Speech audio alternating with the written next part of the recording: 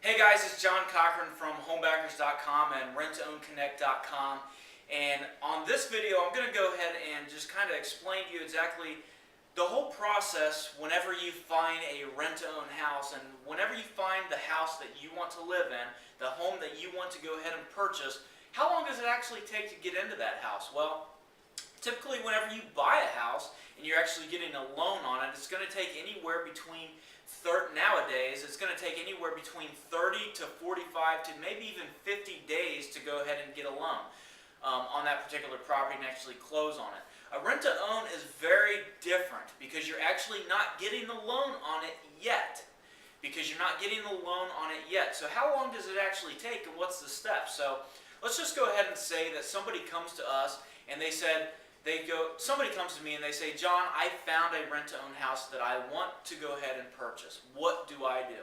Well, first of all, we're going to go ahead and take you to that house, and we're going to make sure that you can actually qualify for your payments on that house and that you do have a little bit of a down payment on that house that qualifies with whatever the seller wants. So say we have a deal. You have everything that the seller wants and vice versa. Okay, so now we have a deal. So how long does it actually take to get in that deal? What's the process? Well, typically it can be done in 10 days or less. And here's why. Because what we do is I would definitely strongly advise you to get an appraisal on that house to make sure that you are not getting gouged from the actual seller. Even though that we are realtors, we cannot, we can give you comparable homes, meaning homes that have actually sold in that area within the last 3 to 6 months. We can go ahead and do that. Now, however, I can also tell you too, you got to be careful because the market has dropped. Obviously, the market has dropped significantly, and you don't want to go ahead and be paying for homes that were, prices 4 years ago because the market has dropped. So what you want to do is you actually want to go ahead and get an appraisal on that house. I strongly advise you to go ahead and get an appraisal on that house. Very simple to do. All you have to do is hire an appraiser to actually go through 123 Main Street or whatever house that you are going to get ready to buy on a rent-to-own term. So you want to go ahead and get an appraiser to go ahead and do that. It'll take the appraiser a couple days actually to go ahead and get back to you and then actually tell you exactly. They'll give you a form of all the comparable homes and exactly what this house has and everything. And then they'll actually give you a form and tell you exactly what that house is worth in their opinion. So that's a really good way to know that you're not getting gouged on the house and that you're not overpaying for a rent-to-own house. So I really highly suggest that, and that can be done really within a couple of days. That can be done.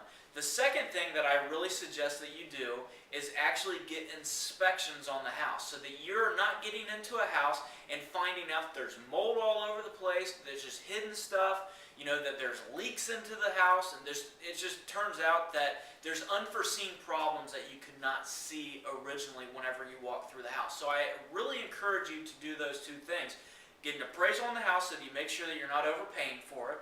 Then I also suggest that you actually get a home inspection through a home inspector so that they can go through and tell you exactly what's wrong with the house, if anything, so that we can, kind of use that as negotiating power, or so that you can kind of just know really exactly if you're going to have problems with this house in the future. Now, what an inspector actually does whenever they go through the house is they kind of go through it with a fine-tooth comb. So that they'll actually go through the house. They'll get up on the roof, they'll check all the plywood and everything, they'll walk around, they'll make sure the roof is not going to collapse or anything on you within a certain amount of time. They usually give you an estimate on how old the roof is and then how long it'll last from there in the condition that it's in. And then they'll just go through the house and check the furnace, they'll check the water heater, they'll check the electric to make sure it's all good so that you're not getting into this house and finding out, well, I didn't expect a freaking leak right underneath the sink, right? So they're going to be checking for stuff like that so that you're,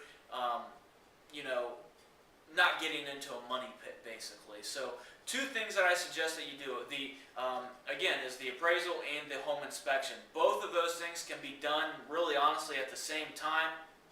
And can be done in 10 days or less. Once you are satisfied with those two things, then I would go ahead and pursue the rent-to-own. Once they both check out, you're okay with those figures and you're okay with, everything that's either wrong with the house or nothing wrong with the house, then basically I would go ahead and pursue your rent-to-own house. So you can get into a rent-to-own house in as little as 10 days, as long as the seller is ready and everything checks out on your point. So if you have any questions, you want to go and see any properties, all you have to do is call the number on the screen, and we will gladly be able to show you a rent-to-own house and go take you through the proper steps. So we'll see you on the next video.